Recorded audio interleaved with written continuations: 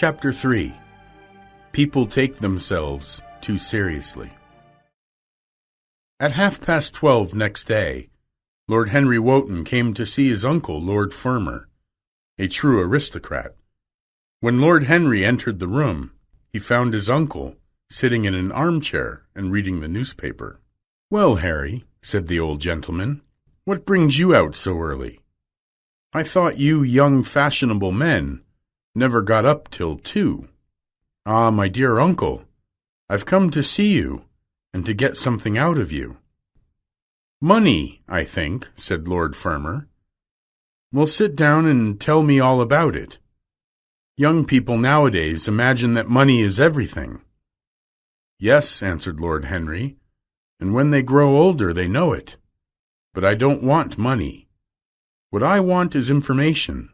Not useful information, of course. Useless information." "Well, I can tell you anything that I know, Harry." "Mr. Dorian Gray? Who is he?" "That is what I have come to learn, Uncle George. Or rather, I know who he is. He is the last Lord Kelso's grandson. His mother was a Devereux, Lady Margaret Devereux. I want you to tell me about his mother. What was she like? Whom did she marry? You have known everybody in your time, so you might have known her. I am very much interested in Mr. Gray at present. I have only just met him." "Kelso's grandson," said the old gentleman. "Kelso's grandson. Of course. I knew his mother. She was an extraordinarily beautiful girl, Margaret Devereux, and made all the men fall in love with her. But then she ran away with a penniless young fellow. Certainly. I remember it as if it happened yesterday. The poor man was killed in a duel a few months after the marriage. There was an ugly story about it. They said Kelso paid money for it. He brought his daughter back with him, I was told, and she never spoke to him again. Oh, yes, it was bad. The girl died, too, died within a year. So she left a son, did she? I had forgotten that. What sort of boy is he? If he is like his mother, he must be a good-looking boy." "He is very good-looking," said Lord Henry. "I hope he is not poor now," continued the old man. "And Kelso left him enough. His mother had money, too." "I don't know," answered Lord Henry. "I hope that the boy will be well off. And his mother was very beautiful." "Margaret Devereux was one of the loveliest creatures, Harry. I never could understand why she had married that poor fellow. And by the way, Harry, talking about silly marriages, why is it so that Englishmen prefer American girls to English? Aren't English girls good enough?" "It is rather fashionable to marry Americans, Uncle George." "They don't last, I am told," said his uncle. "American girls are as clever at concealing their parents as English women are at concealing their past," Henry said, rising to go. "They behave as if they were beautiful. Most American women do. It is the secret of their charm. Why can't these American women stay in their own country? They are always telling us that it is the paradise for women." "It is. That is the reason why, like Eve, they are so anxious to get out of it," said Lord Henry. "Goodbye, Uncle George. I shall be late for lunch if I stop any longer. Thanks for giving me the information I wanted. I always like to know everything about my new friends, and nothing about my old ones. Where are you lunching, Harry?" "At Aunt Agatha's. I have asked myself and Mr. Gray. He is her latest favorite." As he left his uncle, Lord Henry thought about this sad story. A beautiful woman risking everything for a mad passion. A few wild weeks of happiness cut short by a terrible crime. Then a child born in pain. The mother gone away by death. The boy left to the tyranny of an old and loveless man. Yes, it was an interesting background. And how charming Dorian had been at dinner the night before. Talking to him was like playing upon an expensive violin. He answered to every touch of the bow. There was something terribly exciting in the exercise of influence. No other activity was like it. He was a wonderful creature, too, this boy, whom he had met in Basil's studio. Grace was his, and the white purity of boyhood, and the beauty of old Greek statues. What a pity it was that such beauty wouldn't last long. Yes, he would try to be to Dorian Gray what, without knowing it, the lad was to Basil.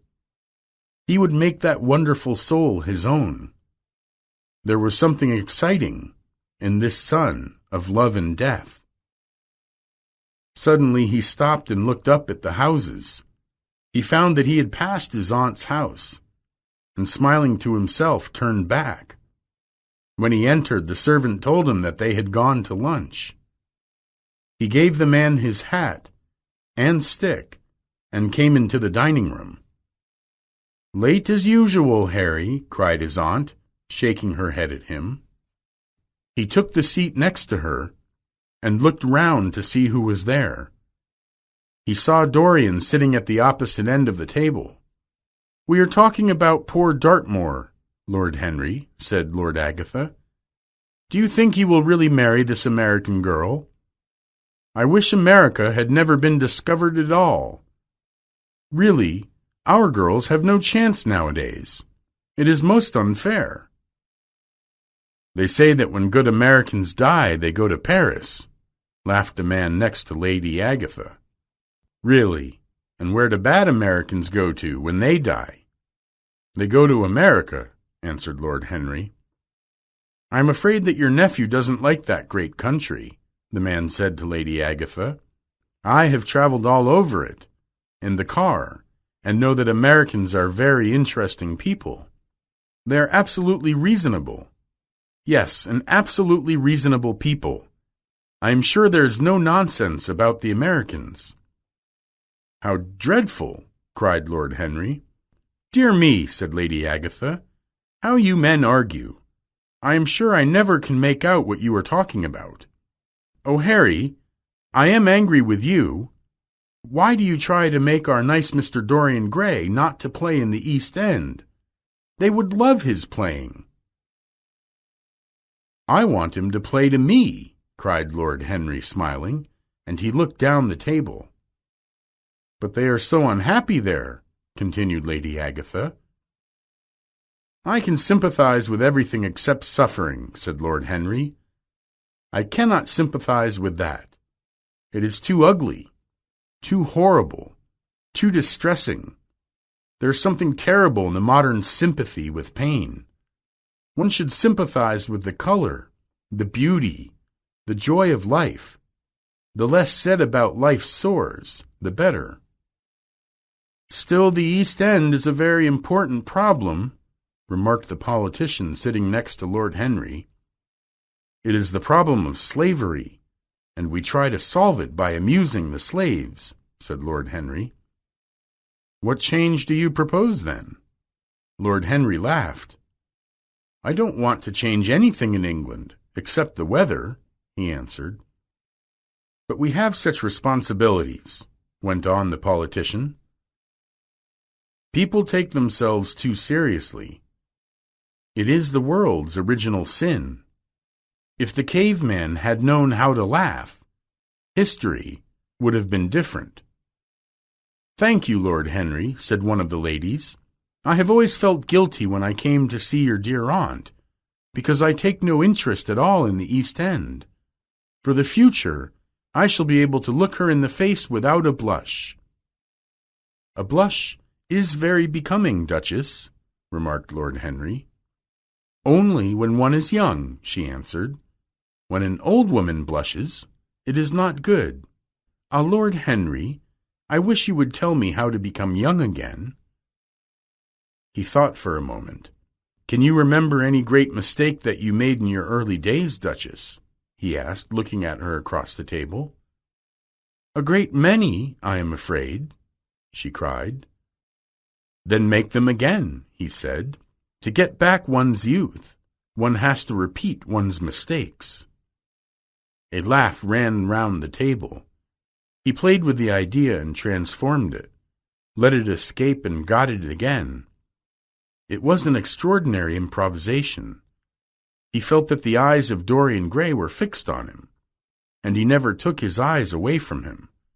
The young man sat like one, under a spell. The lunch was coming to its end, and the guests were leaving. Lord Henry rose from his chair. "I am going to the park," he said. As he was leaving, Dorian Gray touched him on the arm. "Let me come with you," he said in a quiet voice. "But I thought you had promised Basil Hallward to go and see him," answered Lord Henry. "I would sooner come with you." "Yes, I feel I must come with you. Do let me. And you will promise to talk to me all the time. No one talks so wonderfully as you do." "Ah, I have talked quite enough for today," said Lord Henry, smiling.